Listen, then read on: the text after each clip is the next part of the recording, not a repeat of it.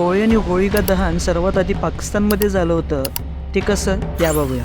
पौराणिक कथांमध्ये विष्णू भक्त प्रल्हाद आणि त्याची आत्ती होळी हिला दहन करण्यात आलं होतं. ती जागा आजची पाकिस्तानमध्ये आहे. पाकिस्तानच्या मुलतान शहरामध्ये प्रल्हादपुरी मंदिर ही त्या ठिकाणाचं नाव आहे, जिथं भक्त प्रल्हाद त्याचे वडील हिरण्यकश्यपनं त्याला लाकडाला बांधून त्याची आत्ती होलिकासोबत होलिका दहनासाठी बसवलं होतं. असं बोललं जातं की भगवान विष्णू नरसिंह अवतार घेऊन हिरण्यकश्यपचा वध केला होता.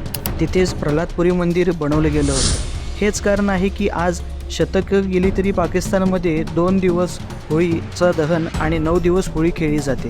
पण जेव्हा भारतात बाबरी पाडली गेली त्याच समयी पाकिस्तानमध्ये काही लोकांनी प्रल्हादपुरी मंदिर तोडून टाकलं आणि तेव्हापासून आजपर्यंत हे मंदिर पुनरुज्जीवन होण्यासाठी वाट बघत. तुम्हाला ही माहिती ऐकून कसं वाटलं हे नक्की कमेंट करा आणि चॅनलला शेअर देखील करा आणि सबस्क्राईब देखील करा. धन्यवाद.